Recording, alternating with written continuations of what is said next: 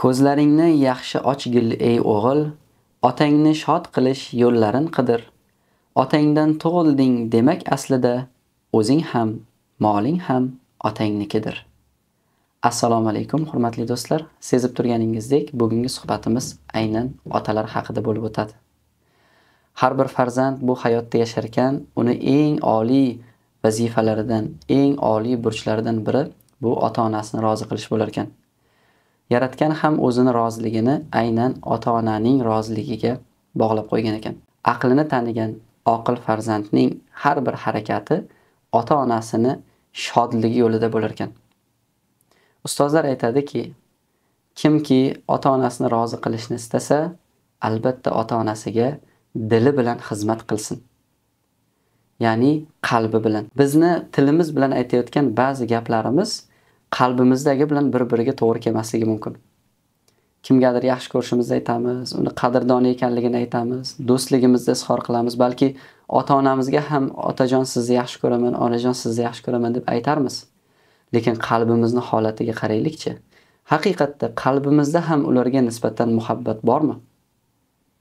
Agar bir farzand ota-onasini chin dildan yaxshi ko'rib, chin dildan hurmat qilayotgan bo'lsa, qalbida bu tuyg'u bo'lsa, demak bu farzand ota-onasiga dili bilan xizmat qilyapti ekan. Chunki yaxshi ko'rish, yomon ko'rish bu hammasi qalb ishlari bo'lgani uchun bunday farzandni ota-onasiga qalbi bilan xizmat qilyapti desak bo'lar ekan. Endi dil bilan xizmat qilish nimalarda ko'rinadi? Ularni xursand paytda ko'rganimizda biz ham xursand bo'lib ketyapmizmi? Ularni xursandchiligini sababidan bizni ham qalbimizga xursandchilik tushyaptimi? Demak bilingki bu ham dil bilan xizmatga misol bo'lar ekan.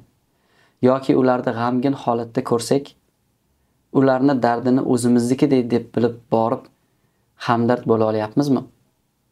Mana shu ham qalb bilan xizmat ekan. Qalb bilan xizmat qilishda yana bitta oliy ko'rinishlardan bittasi ota-onadan ozor chekkan paytda ulardan xafa bo'lmaslik ekan. Ota-ona ham inson, ular ham xato qilishi mumkin. Ba'zida farzandini besabab aybdor qilib qo'yishi yoki biron xatolik yo'l qo'yib farzandini nohaqdan urishishi mumkin. Ya o'zlari bilib bilmagan holatda balki yomonlik qilib qo'yishlari ham mumkin. Ular ham inson. Endi oqil farzand mana shunday holatda ota-onasidan zarra miqdorichalik ham xafa bo'lmaskan. Ulug'lar aytadilar: agar ota-onangdan ochiq oydin zulm ko'rib turgan bo'lsang ham, ularni umrlari uzoq bo'lishini tilab duo qilgan deydilar. Mana shu ota-onaga qalbimiz bilan xizmat qilishning eng oliy ko'rinishi bo'lar ekan. Ulardan ochiq oydin zulm ko'rgan paytimizda ulardan umuman xafa bo'lmasdan, balki umrlari uzoq bo'lishini tilab, ularni yaxshi ko'rib haqlariga duo qila olyapmizmi? Mana bu qalb bilan xizmatning eng yuqori ko'rinishlaridan bittasi ekan. Hammamizga mana shunday ota-onaga nisbatan mukammal muhabbatni nasib qilsin deymiz. Hikmatni davomida otangdan tug'ilding demak aslida o'zing ham, moling ham otangnikidir deyishyapti. Demak, siz va biz farzandlar agar Alloh taolo bizga mol va dunyoni ato qilgan bo'lsa, uni ota-onani roziligi yo'lida sarflashimiz kerak ekan. Ota-onani xursand qiladigan ishlarga sarflashimiz kerak ekan. Bu ota-onaga mol bilan bo'lgan xizmat bo'ladi. Mol dunyo bilan bo'lgan xizmat bo'lar ekan. Agar o'zimizga kiyim oladigan bo'lsak, albatta ularni ham kiyintirishimiz, o'zimiz yeyotgan noz-ne'matlardan albatta ularga ham ilinishimiz kerak ekan. Meni ta'sirlantirgan bir voqea bor, hozir shuni ulashmoqchiman. Bir ustozdan eshitgandim. Kunlardan bir kun dedilar, bir dasturxonda o'tirsak, qulupnay yangi chiqqan vaqt ekan dedilar. Dasturxonga qo'yilgan qulupnayni ko'rib hamma shunga qiziqyapti. Ancha bo'ldi yemaganimizga, haqiqatda yangi chiqdi, havasak deydi. Hamma olib turib yeb o'tirgan paytda bitta yigit yemay o'tiribdi. Oling, juda shirin qulupnay ekan. Yangilik-ku bu desak, yo'q yemayman deb aytdi. Sababini so'raganimizda aytdiki, qulupnay yangi chiqdi. Hali ota-onamga yedira olganim yo'q. Ota-onamga yedirmasdan turib men buni qanday o'zimga ravo ko'raman deb aytdi deydi. Hikmat izlaganga hikmatdir dunyo degan gapning ma'nosini mana shu joyda tushundim deydilar. Bitta yosh yigit ota-onaga mol bilan xizmat qilish bobida dars o'tib qo'ydi deydilar, amali bilan. Mana shunday yigitlar oramizda bor ekan. Bular siz bilan bizga o'rnak bo'lishi kerak. Qaraylik bugun zamonamizga. Biz yeb yurgan noz-ne'matlarni, biz o'tirgan davralarni ota-onamiz ko'rdimi? Ba'zi farzandlar bor, o'zlari har kuni maishat bilan band, har kuni choyxonada, har xil yig'inlarda, do'stlar davrasida, lekin ota-onasi uyda nima yeyapti, nima yeb ichyapti, bundan xabar yo'q. Biz bu narsani bir mulohaza qilib ko'rishimiz kerak. O'zimizni hayotimizni tahlil qilib ko'rishimiz kerak. Avval ota-onamizga yedirib, ana undan keyin o'zimizga ruxsat bersak, bu maqsadga muvofiq bo'lar ekan. Hammamizga ota-onasiga moli bilan xizmat qiladigan farzandlarning maqomini nasib qilsin. Bundan tashqari, ota-onaning orzulari bo'lsa, ularni amalga oshirish, ularni ro'yobga chiqarishga har bir farzand harakat qilish kerak ekan. Buning uchun qanday sabablarni bajarish kerak bo'lsa, hammasini qilish kerak ekan. Hali biz yoshmiz, hozir qo'limizga bir varaqni olsak-da, maqsadlarimizni yozadigan bo'lsak, varaqlarga, daftarlarga sig'may ketadi. Shu qadar ko'p narsani orzu qilamiz, shu qadar ko'p narsalarni istaymiz.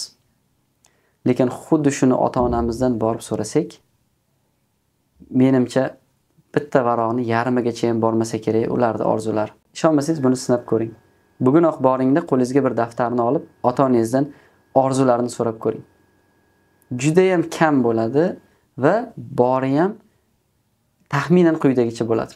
Seni baxtli bo'lganingni ko'rsam, seni yaxshi inson bo'lganingni ko'rsam, seni boyib ketganingni ko'rsam, seni el yurtga foydasi tegadigan yaxshi inson bo'lganingni ko'rsam deb senilardan iborat bo'ladi. Bir mulohaza qilaylik. Ular ham qachondir bizning yoshimizda bo'lgan, bizga o'xshab dunyolarga sig'maydigan darajada katta orzu maqsadlari bo'lgan. Lekin nimadir bo'ldi, u orzular yo'qolib qoldi. Chunki biz tug'ildik. Biz tug'ilishimiz bilan ota-onamiz bizni orzularimiz bilan yashashni boshladi. Endi ularning qilgan orzulari shunchaki orzu bo'lib xayolda qolib ketishi kerak emas. Mana shu ota-onamizning orzularini ro'yobga chiqarishga harakat qilaylik. Har bir farzand ota-onasini nimani yaxshi ko'rishi, qanaqa orzulari borligini bilishi kerak. Bu darsimizdan vazifa bo'ladiki, har birimiz borib ota-onamizning orzularini bir qadar yozib olaylik. Va har doim shunga qaraylikki, ularni tez kunlarda ro'yobga chiqarib berishga harakat qilaylik.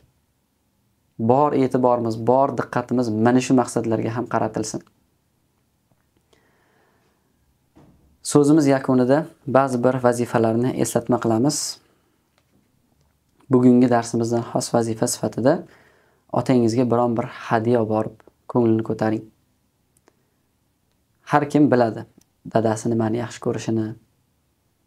Ana shu ular yoqtiradigan narsalarni borib hadya qilaylik va kun davomida otamizning xizmatida bo'laylik, duolarini olaylik. Bugungi suhbatimiz orqali yetkazmoqchi bo'lganimiz shulardan iborat edi. Agar siz uchun manfaatli bo'lgan bo'lsa, biz bundan xursandmiz. Salomat bo'ling.